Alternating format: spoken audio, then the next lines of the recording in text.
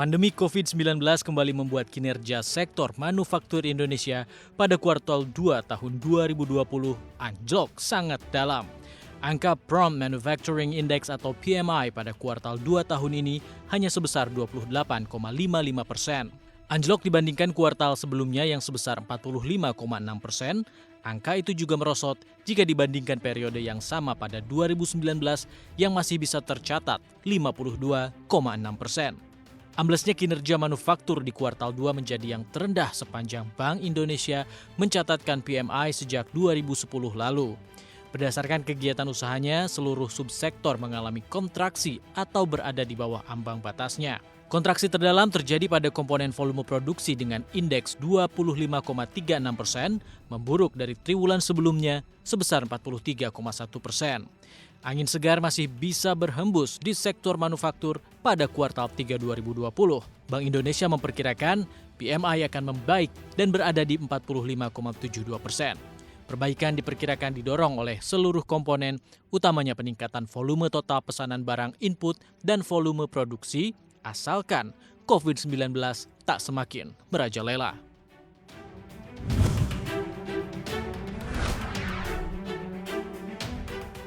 Hingga pertengahan tahun 2020, penjualan mobil di tanah air belum kembali ke fase normal. Pandemi COVID-19 membuat penjualan mobil di Juni 2020 masih anjlok jika dibandingkan periode yang sama tahun lalu. Di bulan ke-6 tahun ini, penjualan mobil domestik sebanyak 12.632 unit. Memang sedikit ada perbaikan bila dibandingkan penjualan di bulan Mei yang hanya 3.551 unit. Tapi penjualan di Juni 2020 bila dibandingkan dengan bulan yang sama di tahun lalu, memang masih ada perbedaan yang mencolok. Penjualan masih drop 78,8%, di mana penjualan pada Juni 2019 mencapai 59.539 unit. Pabrikan otomotif di tanah air belum bisa tersenyum lebar, lantaran pada semester 1 tahun 2020, penjualan mobil hanya 260.942 unit, atau ambles 45% jika dibandingkan periode yang sama tahun lalu. Bila COVID-19 di tanah air belum bisa diredam, bukan tak mungkin pemerintah akan kembali menerapkan PSBB secara serentak yang akan menjadi sentimen negatif untuk penjualan mobil.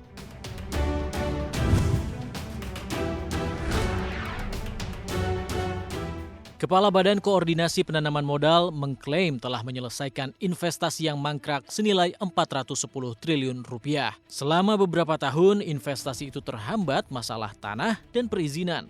Tercatat sedikitnya ada 14 investasi mangkrak yang diselesaikan.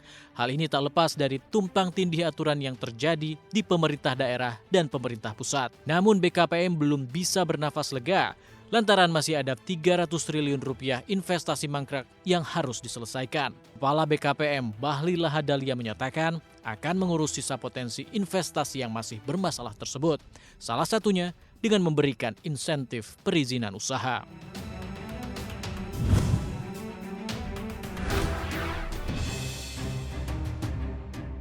Direktorat Jenderal Pajak Kementerian Keuangan berencana memperpanjang pemberian insentif pajak terhadap UMKM hingga Desember 2020.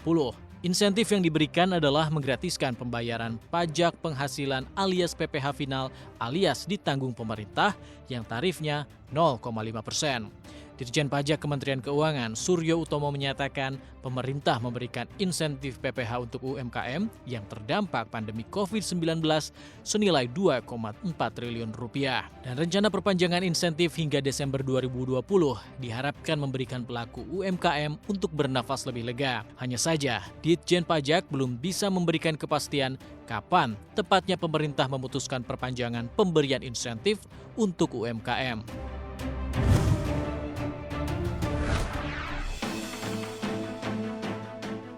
China kembali membuat gebrakan di tengah perselisihannya dalam banyak hal dengan Amerika Serikat. Negeri tirai bambu ini berniat untuk membuang dolar dan lebih menekankan penggunaan mata uangnya, yuan, dalam berbagai transaksi.